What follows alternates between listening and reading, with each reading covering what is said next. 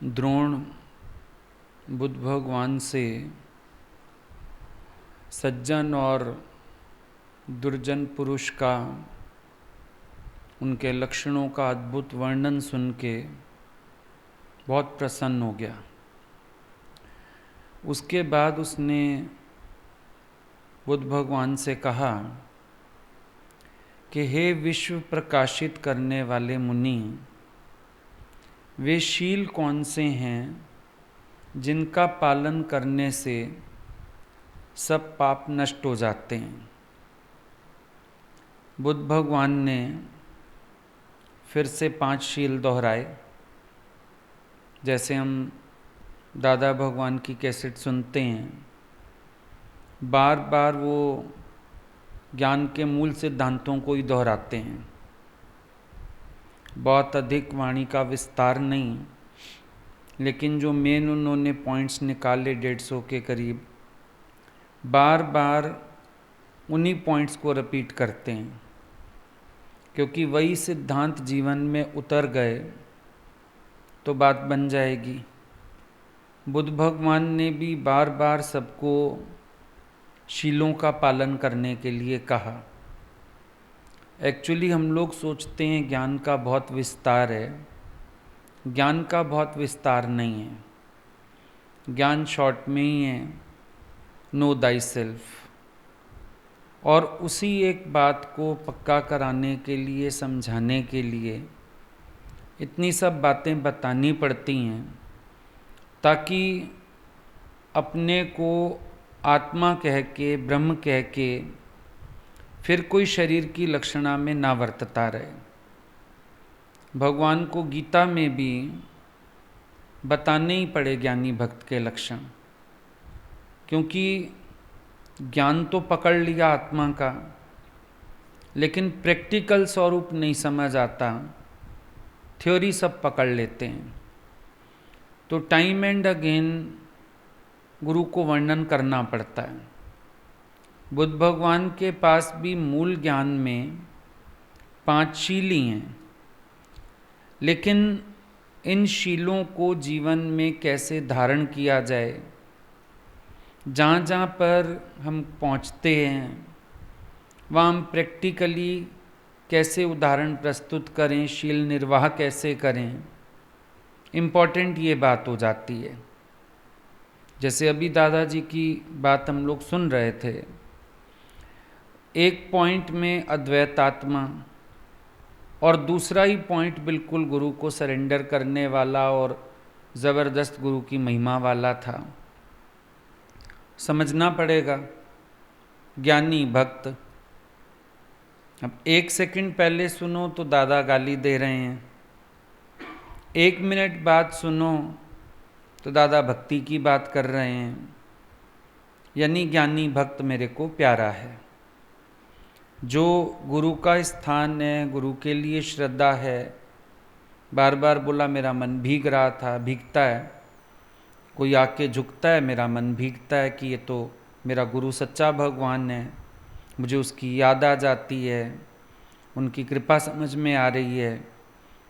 ऐसा अंदर से निमाणापन भक्ति का और ज्ञान का निश्चय, वो अपनी जगह स्ट्रॉन्ग है। तो अब जब तक हम समझेंगे नहीं, हम एक पहलू पकड़ के चल देते हैं और वहीं से कल्याण की जगह विनाश को प्राप्त हो जाते हैं। अब बुद्ध भगवान ने भी 5 शीलों को दोबारा दोहराया और उसको फिर से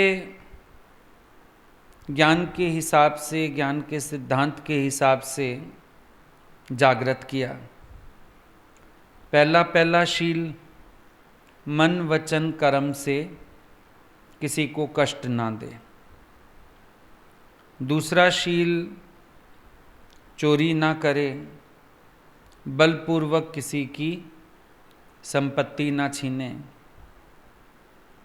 तीसरा, व्यभिचार ना करे, निंदित कामाचार ना करे। चौथा, झूठ छोड़कर सच बोले। और 5वां पॉइंट है मद्यपान ना करे। यही 5 शील हैं जिसको बार बार भगवान बुद्ध दोहरा रहे हैं। तो ये 5 शील उन्होंने द्रोण को भी समझाए। अब द्रोण कहने लगा, सुख देने वाले और सब शोक शांत करने वाले सदाचार के विषय में मुझे बताएं।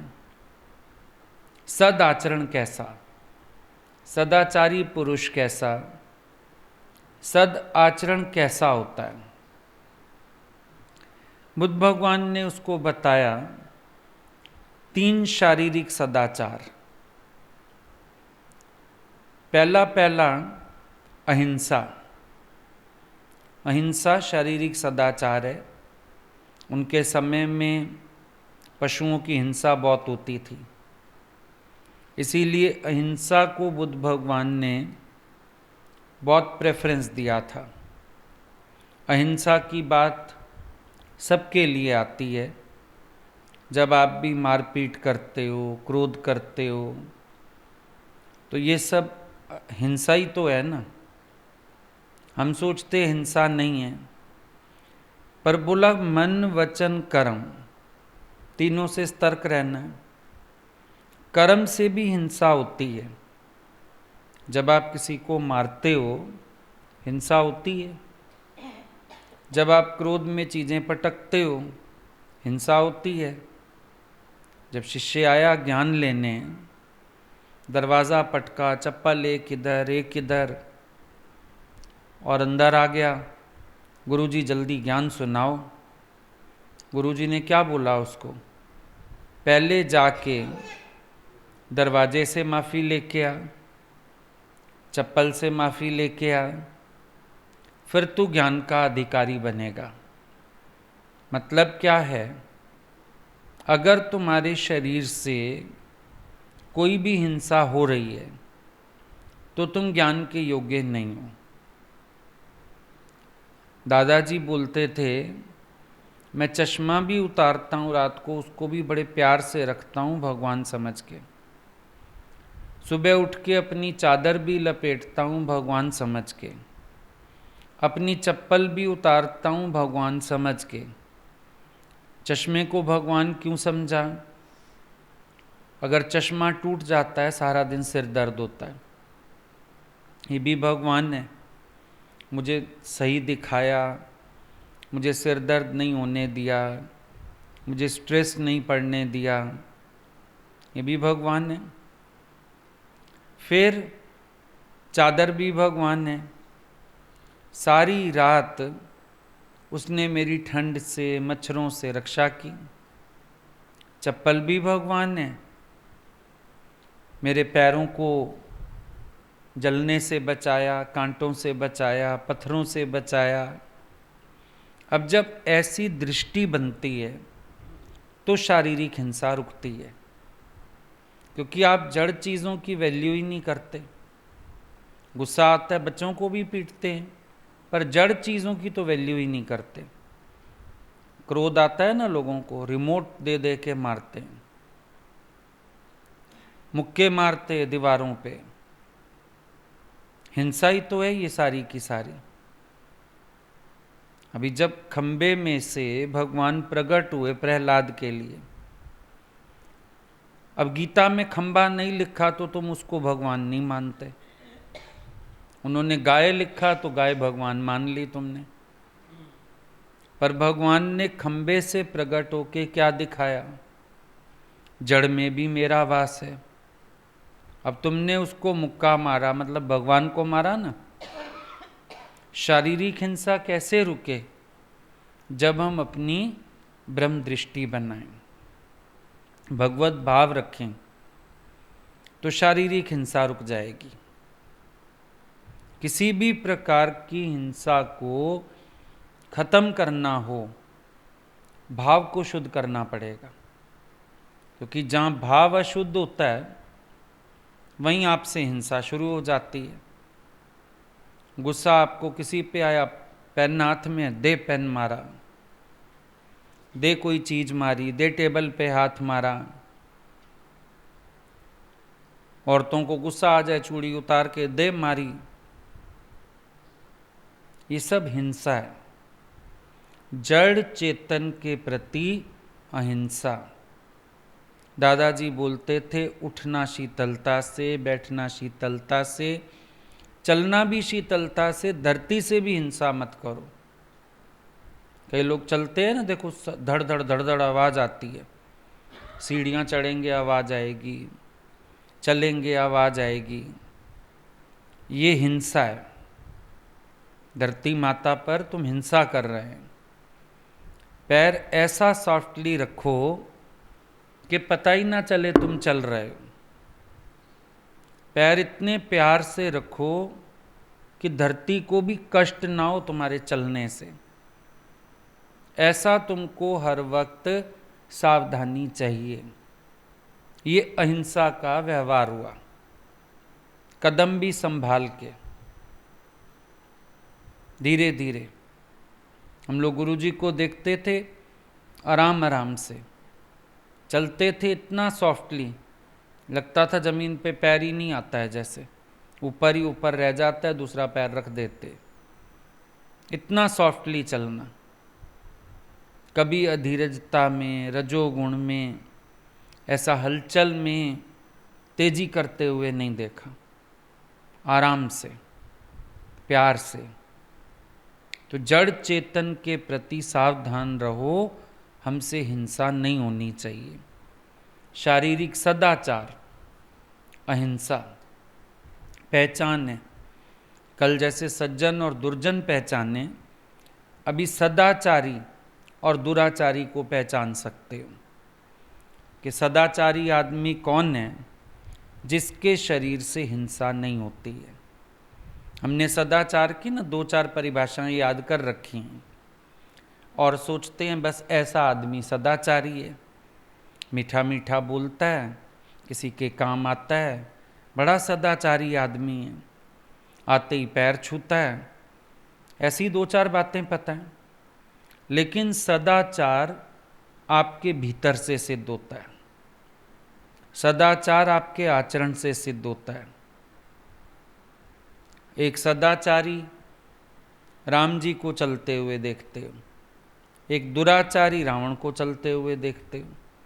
रामलीला में ही दोनों आचरण सामने आ जाते हैं। तो सदाचारी कौन है, जिसके शरीर से जाने अनजाने कोई हिंसा नहीं होती है। अपने आप को हिंसा के कर्मों से बचा के चलना, तेजी से रखना, तेजी से चलना, तेजी से अलमारियां बंद करना, तेजी से चप्पल पटकना। कुछ भी कर्म तुम जो कर रहे हो हिंसा से, तो वो तुमको दुराचारी बना रहा है। सावधान रहना है, सारे दिन में तुम्हारे शरीर से हिंसा नहीं होनी चाहिए। दूसरा बोला शारीरिक सदाचार, अस्तेय। अस्तेय का पालन करते हुए चोरी ना करे। जो चोरी का स्वभाव है, ये भी सदाचार नहीं है। खैर ये तो सब जानते हो, बचपन से आपको मना किया जाता है चोरी नहीं करो। पर चोरी में भी बड़े सारे खेल हैं। प्रत्यक्ष चोरियां तो आप नहीं करते, अप्रत्यक्ष चोरियां कर जाते हो। कभी कभी चोरी नहीं तो हेरा फेरी सही, लेकिन हर प्रकार से सतर्क रहना है। कोई भी निंदनीय कर्म हमसे होना नहीं चाहिए। चोरी तो बिल्कुल भी नहीं, चाहे वो अपना घर ही क्यों ना हो, चाहे वो अपनी दुकान ही क्यों ना हो। अब दूसरे की चीज़ लेने को तो आप चोरी मानते हो, है ना, लेकिन अपने ही घर में चोरी को आप चोरी नहीं मानते। वो चीज़ गलत है। माँ घर में नहीं है, तुमने एक बिस्किट भी खाया तो बता दो आके कि मैंने बिस्किट लिया था, मैंने मिठाई खाई थी। अगला बेचारा 10 लोगों पे शक खाए, और इसमें चोरी की बात ही क्या है। बता दो। अब सेठ पर स्त्री के पास जाता था, कैशियर को किसी बहाने से बाहर भेजे और गले में से पैसे निकाले। वो इसको चोरी नहीं कहता, लेकिन अपनी चोरी भी तो चोरी है, कर्म तो गलत है। कई जेंट्स को तनख्वाह मिलती है, कुछ पैसे निकाल लेते हैं अपने को कर्मों के लिए, चोरी तो है ना। कई बच्चे देखो, चीज़ लेने गए, फिर अपने लिए निकालने महंगी बता दी आके। स्कूल वालों ने मंगवाए 200 रुपये, घर बता दिए 300 रुपये। चोरियां तो हैं ये सारी, छोटी छोटी चीज़ों में चोरी करते हैं। औरत लाएगी साड़ी 600 रुपये की, उसको बताएगी 800 रुपये की, कि अगली साड़ी के लिए जमा करने भी तो शुरू करने हैं। देखा है? ऐसे हमारे कर्मों में कई चोरियां चलती हैं। उन सब से सतर्क रहना चाहिए। कोई चीज़ खराब हो गई, भाई इसको चोरी से फेंक देते हैं। चोरी से क्यों फेंकना? चोरी तो ये भी है ना, भाई मुझे डांट पड़ेगी, कोई कुछ कहेगा, चोरी से उसको बाहर कर दिया। दाल जला बैठे, सब्जी जला बैठे, चुपचाप काम वाली को लिफाफे बाहर फेंकती जाइयो, पता ना चले घर में किसी को पल्लू में छुपा के ले जा। बड़ी छोटी छोटी चोरियां हैं। बड़ी चोरी नहीं करते हो, ऐसे चोर तो नहीं होगे किसी के घर में सेंध लगाओगे, किसी के घर जाके सामान उठाओगे, पर ऐसे छोटी छोटी चोरियां करते हैं। और अपनी नज़र से गिरते हैं। जिंदगी में जो कर्म आपने नोइंगली किए होते हैं वो आपका पीछा तो करते हैं, भले अगला भूल जाए। समझो तुमने किसी की सोने की अंगूठी उठा ली, अगला परेशान हो के 1-2 दिन में, हफ्ते 15 दिन में भूल भी गया। हो सकता है तुम्हारा आना जाना भी खत्म हो जाए उससे, कुछ ऐसा हो गया बीच में, बात दफन ही हो गई अब तो, लेकिन तुम्हारे मन में दफन नहीं होगी। तुम्हारा वो कर्म पीछा करेगा। किसी के 100 रुपये चुरा लो, अगला भूल भाल गया, गिर गए होंगे, हो गए होंगे खर्च, लेकिन तुम जितनी बार वो 100 रुपये खर्चोगे याद आएगा। समझो उसमें से एक बार 5 खर्चे, एक बार ये वही वाले पैसे हैं, ये वही वाले पैसे, अंदर वाला हामी भरवाता जाता है। पापी पुण्य आखण नाय, कर कर करना लिख ले जाए, आपे बीज आपे खाए, नानक हुक्मे रहा समाए।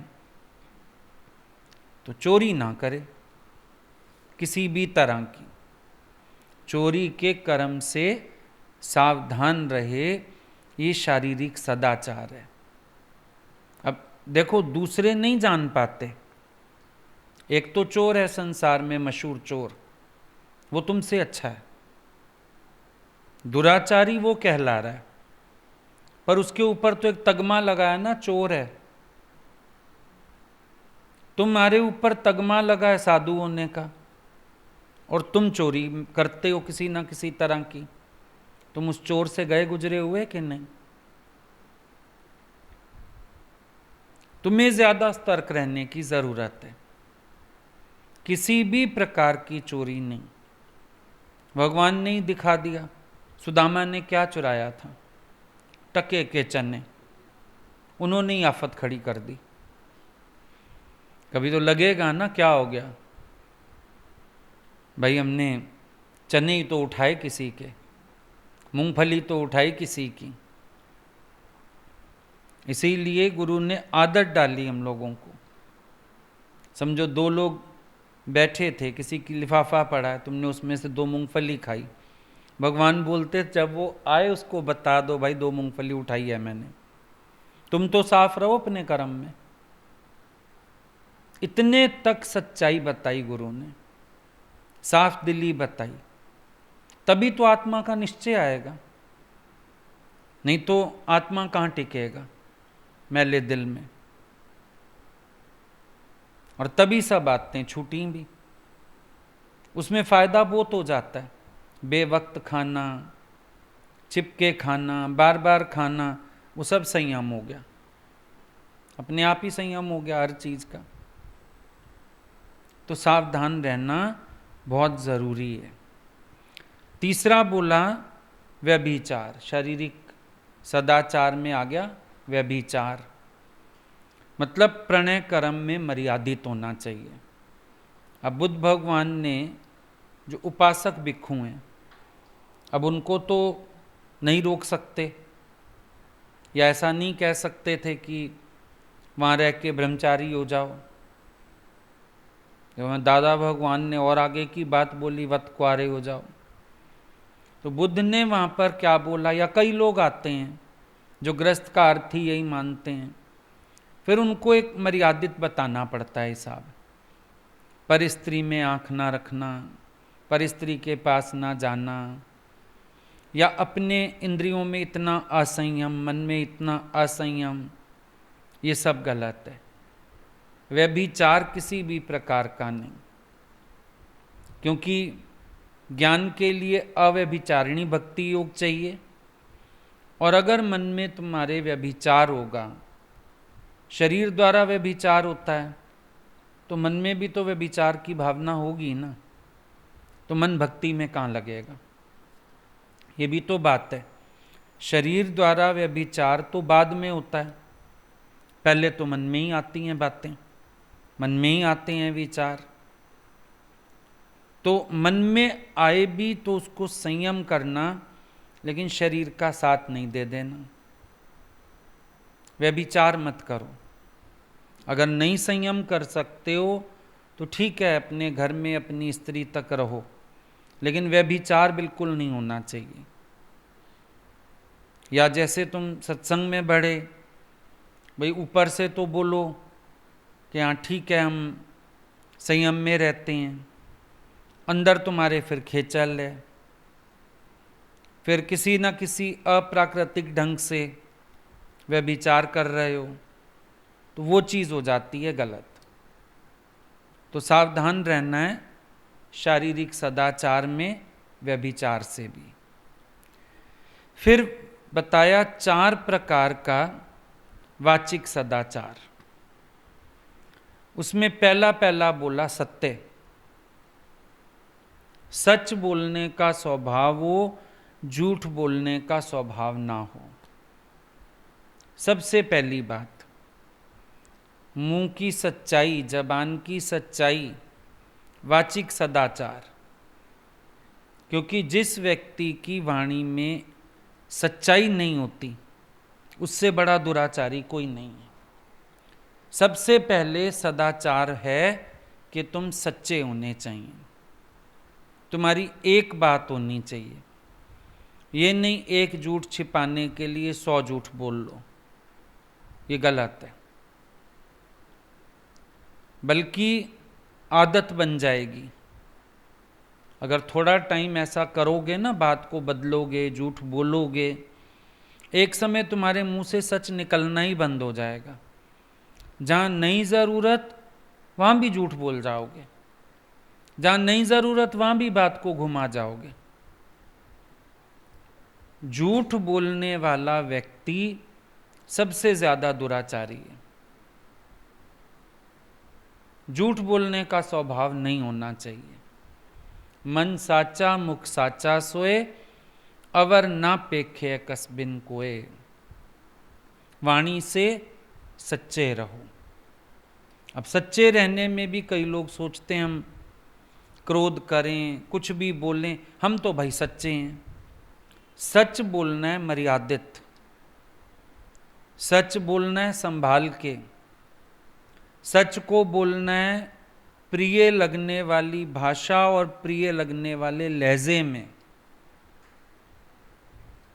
सच वैसा बोलना है, ऐसा सच नहीं कि कटु सत्य बोलने लगो, किसी का नुकसान हो रहा हो वैसा सत्य बोलने लगो, पर ये एक अपने अंदर का सदाचार है कि आप जब भी बात करते हो आप सच्चाई से करते हो। किसी के लिए भी झूठ बोलने की आवश्यकता नहीं, सच्ची बात करो। जो व्यक्ति सच से परहेज करता है, ज्ञान उससे परहेज करता है, गुरु उससे परहेज करता है। जो व्यक्ति बात बात में बात बदलता है, अगर वो सच भी बोलता है कभी उस पर एतबार नहीं आता, ऐसा लगता है अभी भी भरोसा नहीं, कितना सच बोल रहा होगा पता नहीं। ये हमेशा बात घुमा जाता है। कभी कभी तो आपको अपनी सच्चाई भी जाहिर करनी मुश्किल हो जाएगी अगर आपके अंदर झूठ बोलने का स्वभाव होगा तो, क्योंकि जिस दिन सच बोलोगे उस दिन भी कोई नहीं मानेगा। बचपन में वो कहानी नहीं पढ़ते थे, लड़का पेड़ पे चढ़ के बोल शेर आया शेर आया, सारा गांव इकट्ठा हो गया। 1 दिन 2 दिन 4 दिन, एक दिन सचमुच शेर आ गया। अब ये चिल्लाने लगा शेर आया शेर आया। एक भी व्यक्ति घर से बाहर नहीं निकला कि ये तो झूठ बोलता है। उस दिन शेर उसको खा गया, कोई रक्षा करने आया ही नहीं। अब जब हमारा नेचर होता है झूठ बोलने का, बात बात में बात बदलना, हेरा फेरी करना, तो एक समय हम सबका विश्वास खो बैठते हैं। हमारा कोई एतबार ही नहीं करता है कि कहीं सच भी बोल रहा होगा, बल्कि कोई आके कह देता है अगला व्यक्ति झूठ बोल रहा है तो मान ही लेते हैं। हो सकता है पहले भी कई बार उसको पकड़ा है, बात तो अगला बदलता है, हो सकता है बोल रहा हो झूठ, खुद ही मान लेते हैं, बजाय अगले को ये कहने के कि वो क्यों झूठ बोलेगा, अरे तुम्हें कोई मिसअंडरस्टैंडिंग तो नहीं हो रही है। अपने अंदर ही लगता है कि हाँ हो सकता है ये व्यक्ति की तो आदत है, बोलता तो है झूठ, बोल गया होगा, कोई बड़ी बात नहीं रहता ना एतबार। जब किसी के 4 झूठ पकड़ लो फिर वो कितना सच बोलने आ बैठे। कई लोग आ बैठते हैं ऐसे, आगे आ जाएंगे पैर पकड़, हम सच कह रहे हैं, हम कसम खा के कह रहे हैं, कोई कुछ भी कहे मैं सच्चा। अंदर वाला उसी समय कहने लगता है कि कैसे विश्वास करें। मुश्किल है विश्वास करना, क्योंकि एक बार नहीं 10 बार तुम्हारी हेरा फेरी पकड़ी गई, 10 बार तुम्हारा झूठ सच पकड़ा गया। फिर ऐसा व्यक्ति जो झूठ बोलने का आदी होता है वो 4 को झूठ बोलना भी सिखा देता है। ज्ञान में फिर गोपियों का सहारा लेते हैं, युक्ति, कहेंगे ये तो युक्ति है। हर जगह झूठ युक्ति नहीं होता। गोपियों ने भगवान तक पहुंचने के लिए युक्तियां की, तुम भगवान से बचने के लिए युक्ति करते हो, तुम अपनी मनमर्जी पूरी करने के लिए युक्ति कर रहे हो, तुम गुरु से सच्चे नहीं हो इसलिए युक्तियां भिड़ा रहे हो, तुम खुद झूठे हो इसलिए 4 को झूठ बोलना सिखा रहे हो। भाई कोई कहता है मैंने तो देखो तुम्हारे प्रति लाज रख ली, मैंने झूठ बोल दिया। अब तुम अगर सच्चे होते तो तुम्हारे कारण किसी को झूठ ना बोलना पड़ता और तुम्हें भी उसके लिहाज में चुप ना होना पड़ता। मुस्कुरा के छोड़ दोगे बात, हाँ हाँ करनी पड़ेगी, अच्छा किया तुमने झूठ बोल दिया, मेरी बात नहीं जाहिर होने दी। लेकिन इससे हुआ क्या? भगवान बोलते थे समझो तुमने एक सत्संगी को ही सिखा दिया, गुरुजी मेरे लिए पूछें तो बताना नहीं ऐसी वाली बात। चलो अगली ने झूठ बोल दिया तुम्हारे लिए, अब अगली भी तो आशा रखेगी कि तुम भी उसके कर्म छिपाओ, वो तुमसे झूठ की आशा रखेगी। जिंदगी भर तुम दोनों झूठ से जकड़े रहोगे और गुरु की नजरों में दोनों ही गिरोगे। बल्कि अगर अगले ने बोला मैंने झूठ बोल दिया, तुम उसको बोलो नहीं तुम जाके गुरुजी को सच बताओ, तुम्हें झूठ बोलने को कहा क्या मैंने, तुम जाके सच बताओ, जैसा वो कहेंगे कोई बात नहीं, और नहीं तो खुद चल के आओ, बोलो अगला आपको ऐसे झूठ बोल गया, बात ऐसे नहीं ऐसे है, मेरी मिस्टेक है बीच में। ये तो मतलब बेसिक चीजें हैं सत्संग की, ये बिल्कुल बेसिक ज्ञान है। और ऐसे में कभी ये मत सोचना कि हम अपने को आत्मा कह के छूट जाएंगे। आत्मा में कोई कर्म नहीं है, आत्मा में कर्म नहीं है तो आत्माकार से गलत कर्म होता भी नहीं है। तुम बने हुए आत्मा हो और कर्म तुमसे गलत हो रहे हैं, झूठ सच तुमसे हो रहा है। भाई कई लोग कहते हैं, मैंने बताया ना, एक लड़के ने बोला मैं जो बताता हूं सच बताता हूं, तो उसको पकड़ा, मैंने कहा जो बताता है मतलब कुछ नहीं भी बताता है। अब वो सोच रहा है मैं सच्चा हूं, जो नहीं बताया वो तो मैंने बताया ही नहीं ना, झूठ बोला ही नहीं। लेकिन तुझे ये तो पता है कुछ छिपाया है मैंने, वो अपने आप में झूठ है। जो तूने छिपाया वो अपने आप में झूठ है। तो जरा बेसिक्स भी क्लियर होने चाहिए, नहीं तो बंध ज्ञानी हो जाओगे। एक बार किसी ने बोला था गुरुजी से, दादाजी तो आत्मा की बात करते थे, गीता भगवान भी, आप फिर सारी तरह की बात बताते हैं। भगवान ने बोला हम थोड़े लोग थे, सच्चे थे, अभी तो सब ज्ञान का ही चिवड़ा बना के बैठ जाते हैं, इतने खुलासे के बाद तो सच्चे होते नहीं। और अगर हम बिल्कुल वही करें तो सब आवरण ओढ़ लेंगे, बंद ज्ञानी होके बैठ जाएंगे। अब कहेंगे ये जबान का धर्म है, इसने झूठ बोल दिया, मैं तो हूं आत्मा। ऐसी होती है आत्मा की स्थिति। ये बंद ज्ञानी हुआ या आत्माकार हुआ, जिसको अपने कर्म की पहचान ने। ज्ञानी तो इतना सावधान है, कोई उसके प्रति भी अगर कहे ना मैंने तुम्हें बचाया झूठ बोल के, वो फिर भी अपने सच को कबूल करेगा। वो ये नहीं बोलेगा कि चलो अच्छा किया तूने मेरे लिए झूठ बोल दिया, तू ही तो मेरा सच्चा, तू ही तो मेरा पक्का। नहीं, क्योंकि आज ये मेरे लिए झूठ बोल आया, कल ये मेरे से भी झूठ बोलेगा। तुम ये भी देखना, मैंने कई जगह देखा, भाई कईयों ने सत्संगी बनाया, अपना झूठ सच आधार बना दिया। एक समय आया जब अगले लोग उसको ही चीट करने लगे,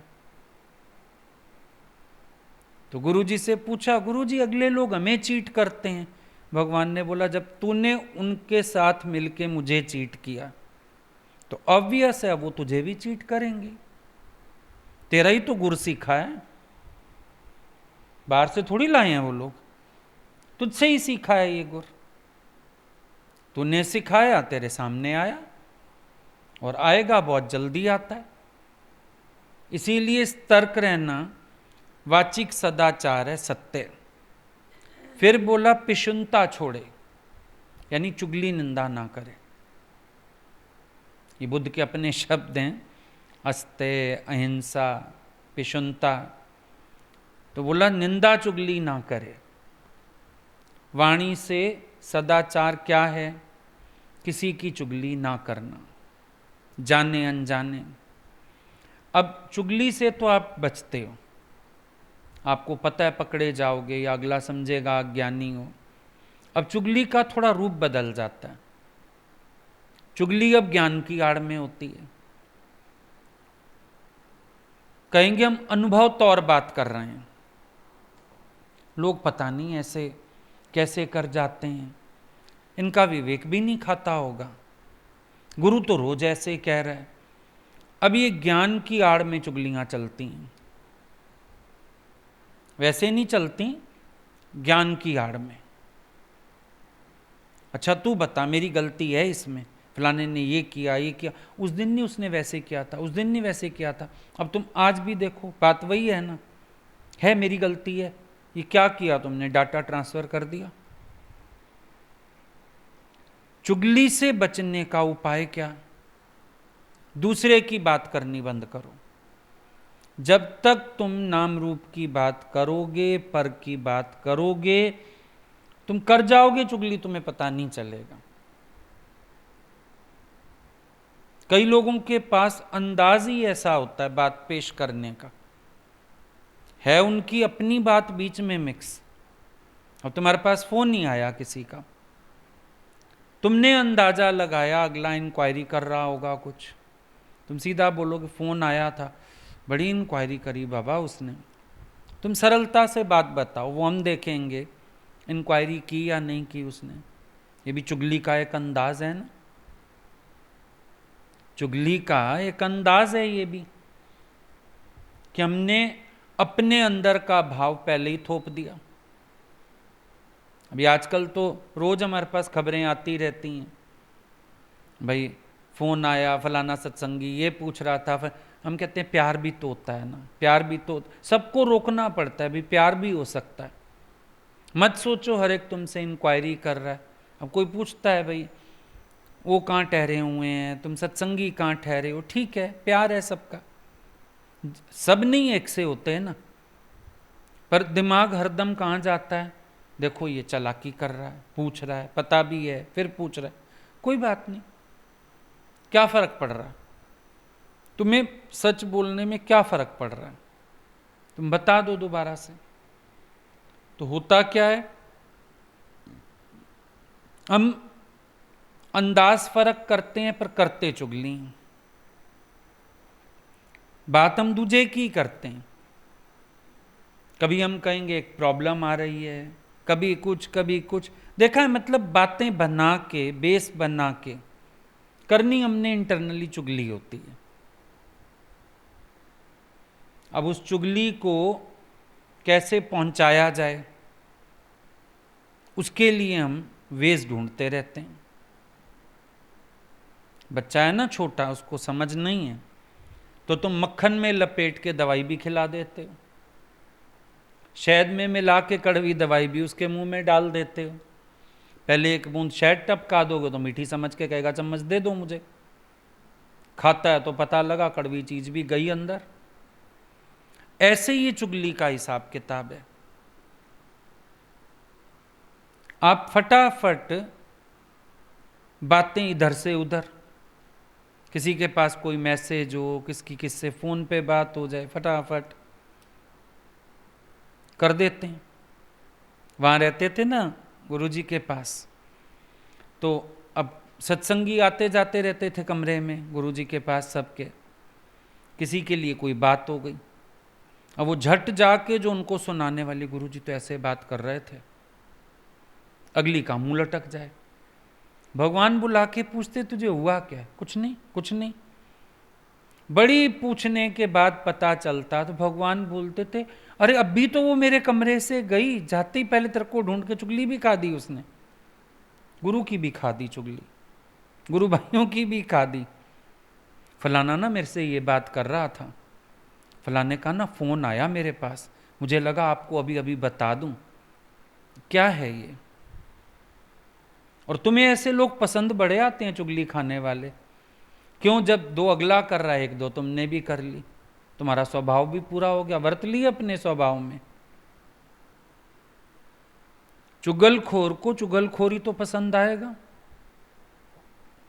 और ये बड़ी चलती है चुगलखोरी तो। अभी कोई बात पता चले फोन कर दूं, मैसेज कर दूं, मैंने कहा तेरे को बता दूं बात, तुझे पता होनी चाहिए, लगा दी चुगली तुरंत फरंत। तो जब तक द्वैत की बात बंद नहीं करोगे और कंट्रोल नहीं करोगे, अपने मन के भाव भी सीधे कहां कर पाओगे। तुमने चुगली का नाम दिया ना, अपने मन का भाव सीधा कैसे करोगे, भगवान कहां से देखोगे। बोलते ब्रह्म हो गए सारे, वैसे ब्रह्म है वैसे चुगलखोर है, वैसे ब्रह्म है वैसे इधर की उधर उधर की उधर आग लगाए रखते हैं, बात का रूप बदल के पेश कर देते हैं, किसी की सीधी बात को भी गलत कर देते हैं। हैरानी की बात लगती। जाते थे कई लोग गुरुजी के पास, हम लोगों के साथ भी चलते हैं, कभी हरिद्वार कभी कहीं, अब चलते हैं भाई सबकी एरिया के लोगों को भेज देते हैं। अब कोई प्यार से क्या बात कर रहा है क्या नहीं, तुम्हें अगर बात समझ नहीं आ रही वहीं क्लियर करो ना, हम तुम्हें स्पष्ट बताएं बात, मर्जी से बात सुन ली, मर्जी का अर्थ बना लिया, मर्जी से जाके चुगलियां खा दी, अपने एरिया में पहुंचे चुगलियां खा दी, अगले का भी प्यार तोड़ दिया, श्रद्धा तोड़ दी, विश्वास तोड़ दिया, कईयों के अंदर जहर भर लिया। अब तुम एक व्यक्ति जो तुमने ऐसी बात की, तुम्हारे कारण कितनों की श्रद्धा भंग हुई, तुम इसका कहां भुगतान करोगे? कौन सा ज्ञान, कौन सी आत्मा, कौन सी मुक्ति? गलत इंटरप्रिटेशन तुम्हारी, तुम्हें कोई बात नहीं सही समझ आई, तुम पूछ तो लो चुगली करने से पहले। कचरा तो ट्रांसफर कर दिया, अच्छाई तो कोई नहीं ट्रांसफर की। इतना लेके आए, इतना मेहनत लेके आए, इतना प्यार लेके आए, वो सब तो तुमने वर्णन नहीं किया, कचरा वर्णन कर दिया। तो वो जैसे होते हैं ना, सेना में दूसरे खबरी भर्ती हो जाते हैं, फिर वो सारी अपने कमांडर को खबर भेजते रहते हैं, पिक्चरों में दिखाते नहीं।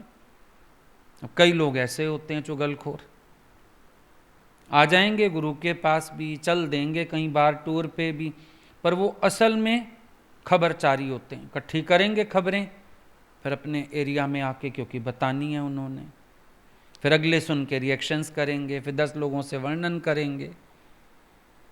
तो ये सब मना है, ये आत्माकार का किसी ज्ञानी का धर्म नहीं है। चुगली करना और किसी की चुगली से रिएक्ट करना, ये आत्माकार का धर्म तो हो ही नहीं सकता। इसका मतलब अभी ज़रूरत है ज्ञान को समझने की और पक्का करने की। प्रिय भाषी, अब ये प्रिय भाषी, इस गुण को तो समझो आभूषण की तरह धारण कर लो। वाणी कभी कठोर किसी कीमत पे ना हो, सावधानी रखो। सदाचारी की वाणी कठोर नहीं हो सकती है, उसकी वाणी नम्रता वाली, मिश्री घुली हुई। अब दादाजी चाहे गाली भी दे रहे हैं, पर वाणी सुनो ना तो ऐसे लगता है मिश्री घुली हुई है। गाली भी इतने प्यार से दे रहे हैं, नए लोगों को समझ भी नहीं आती गाली दे गए वो, इतना वाणी में मिठास है। प्रिय भाषी, इतना आत्म ज्ञान भी इतनी प्रिय भाषा में, प्यार से। और कई लोग ज्ञान सुनाते हैं, वो भी ऐसे लगता है पत्थर मारते हैं, वो सोचते हैं शायद खुनकी है, खुनकी नहीं है, उनका क्रोध का स्वभाव है।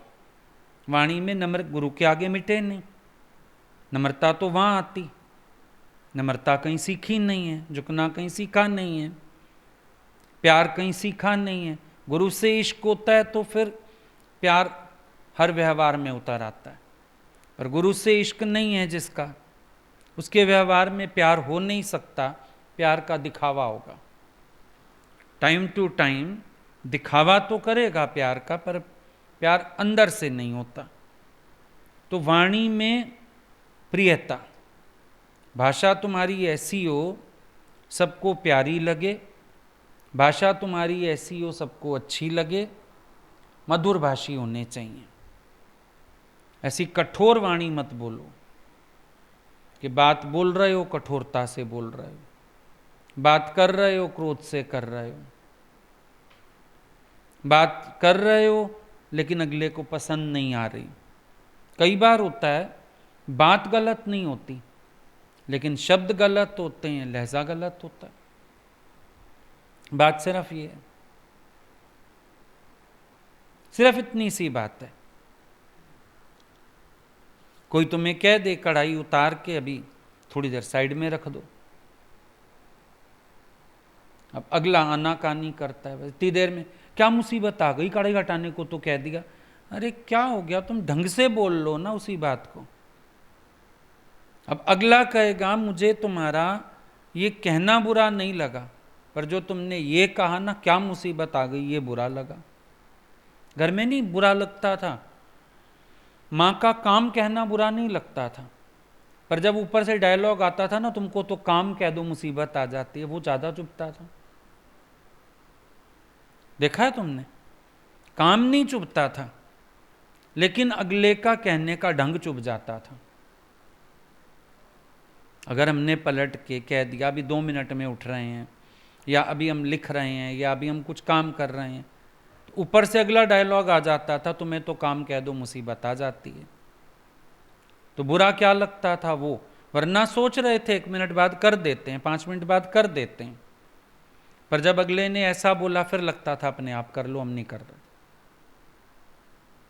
तो कभी देखो तुम्हारी भाषा परेशान करती है किसी को, तुम्हारा बोलना नहीं परेशान करता। वे बोलोगे अच्छा हम बोलते ही नहीं, फिर ना बोलना भी सॉल्यूशन नहीं है, भाषा सुधारना सॉल्यूशन है।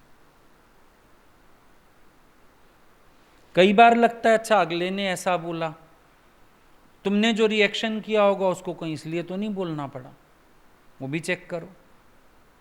हर कोई अपनी अपनी भाषा पे ध्यान दे ना, सबके साथ आदर पूर्वक बात करो, एज गॉड समझ के, भगवान समझ के बात करो।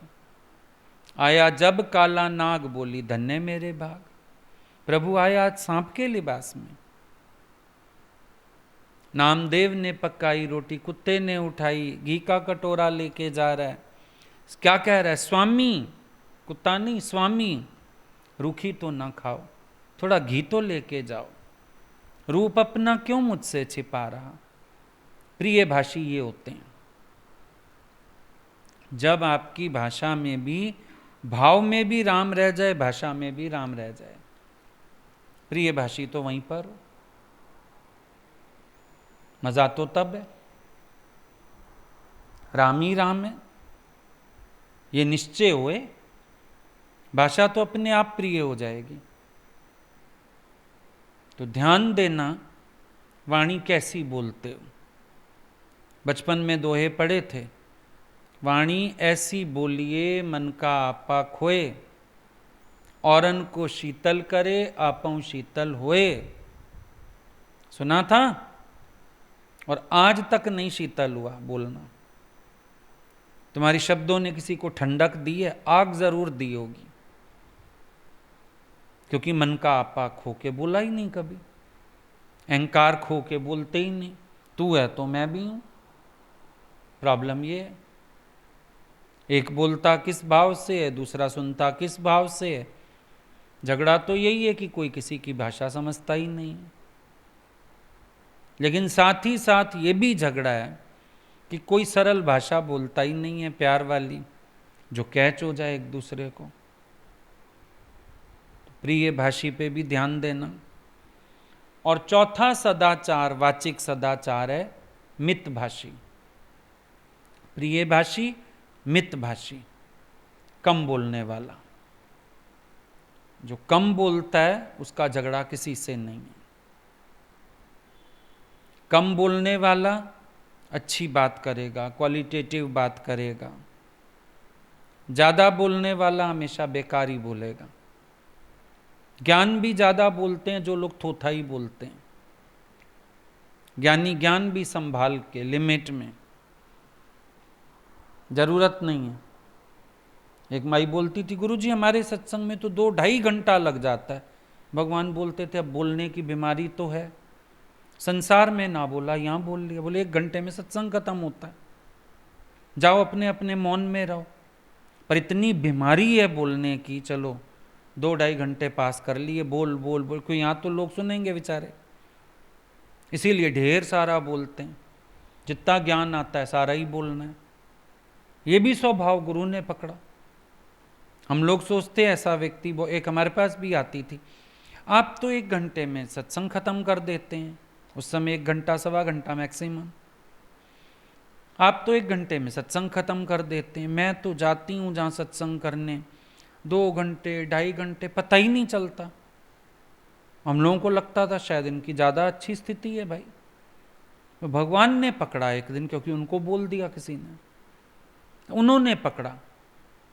मैं ये भी तो स्वभाव है बोलने का, व्यथरापन ने बोलते रहे बोलते रहे बोलते रहे। आत्मा, ज्ञान, दृष्टांत, सिद्धांत, कितना बोलना है। ज्ञानी की तो थोड़ी बात गागर में सागर है, और तुम्हारा सारा सागर भी खारा ही है। 2-2.5 घंटे भी व्यर्थ समय बर्बाद किया सबका। शॉर्ट में बात करो, सब समझ जाएं, अपना निश्चय करें जाके।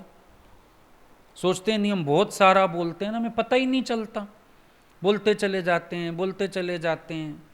सत्संग खत्म हो गया, फिर भजन चल गया, फिर भजन के बाद बोलना शुरू कर दिया, भजन पे बोलना शुरू कर दिया। भगवान बोलते थे सब यहाँ भी आके मितभाषी नहीं होते, इनका जबान पे कंट्रोल नहीं है, वाणी पे संयम नहीं है, असंयम है वाणी का ये, कि इतना सारा बोलना ही बोलना। बॉम्बे से गुरु लोग आते थे, वो लोग 3 लोग भी बात करते थे, मैक्सिमम 1 घंटे से 1.25 घंटे में सत्संग खत्म। बोलते थे जाके सब अपना अपना मनन करो। कितना बोलना है, कितना बोलने की आवश्यकता है। कोई ज़्यादा बोलने से किसी को ज़्यादा ज्ञान नहीं आ जाएगा, पर ये बोलने वाले का स्वभाव है। घरों में ज़्यादा बोलते हैं, दफ्तरों में ज़्यादा बोलते हैं, फिर वहाँ से गुरु ने मौन करवाया, अब लगता चल सत्संग में तो भड़ास निकाल लें, यहीं बोल लें 1-2 घंटे, थोड़ा शांति पड़ जाएगी, यहीं ज़्यादा बात कर लें, ज़्यादा इंप्रेशन पड़ जाएगा, यहीं ज़्यादा बोल लें, फिर लोगों को कहेंगे देखा हम कितनी मेहनत करते हैं। पर भगवान बोलते थे मेहनत नहीं है, ये उनका स्वभाव है, अधिक बोलने की बीमारी है, मौन नहीं कर सकते शॉर्ट में। और ज्ञानी थोड़े में अपनी बात कह सकता है, तुम विस्तार विस्तार से बात करते, मितभाषी।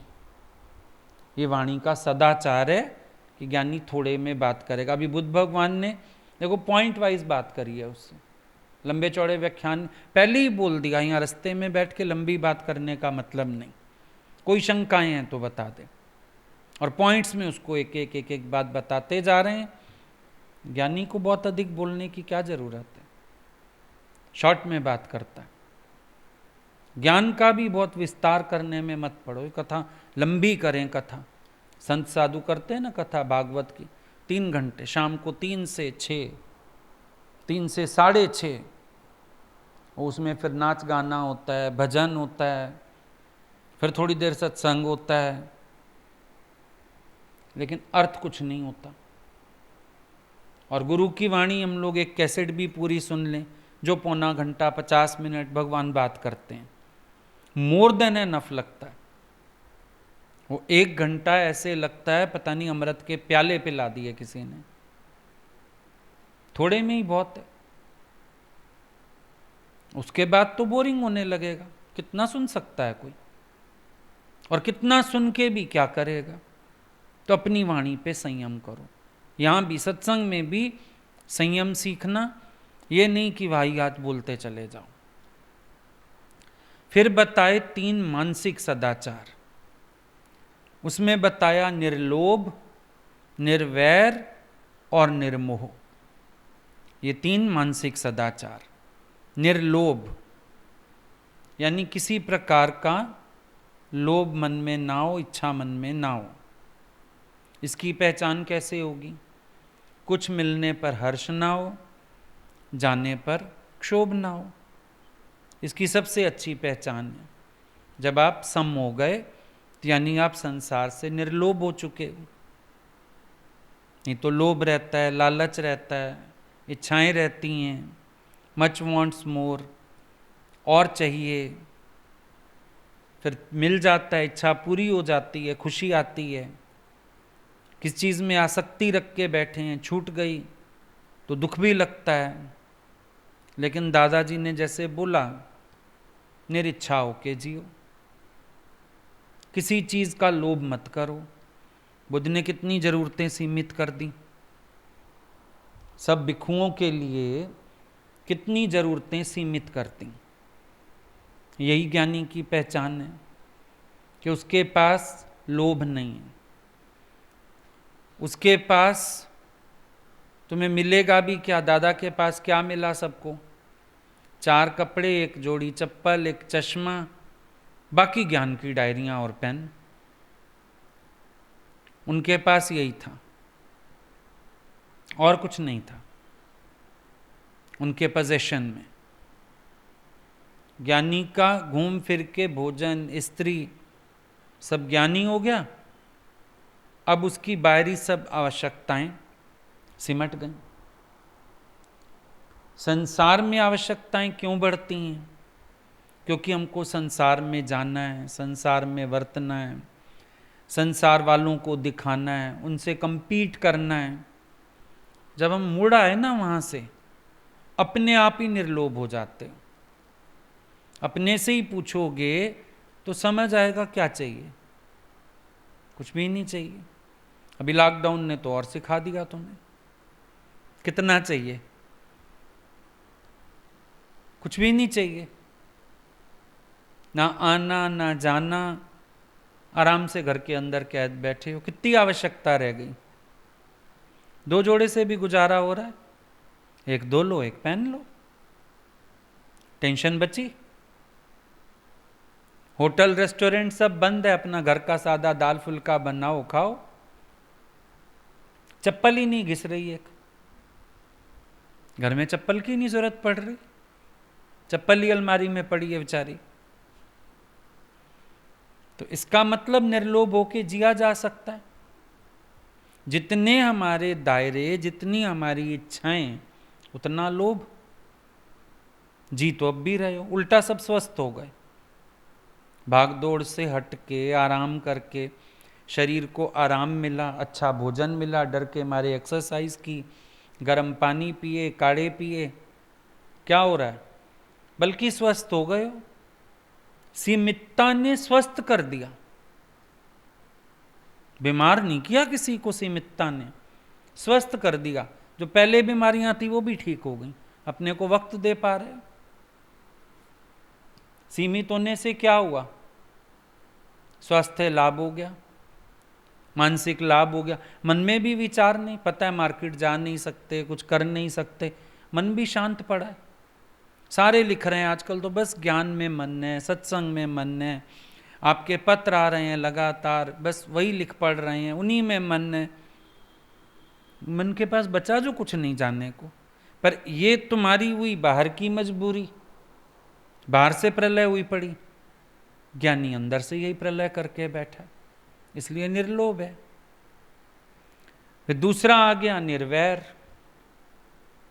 अब दूजा भाव ना रखो तो वैर विरोध का मतलब ही नहीं, दोस्त दुश्मन का मतलब ही नहीं, अपने पराए अच्छे बुरे का मतलब ही नहीं। निर्वैर होना भी आसान है, किसी से कुछ एक्सपेक्ट मत करो, वैर विरोध आएगा ही नहीं।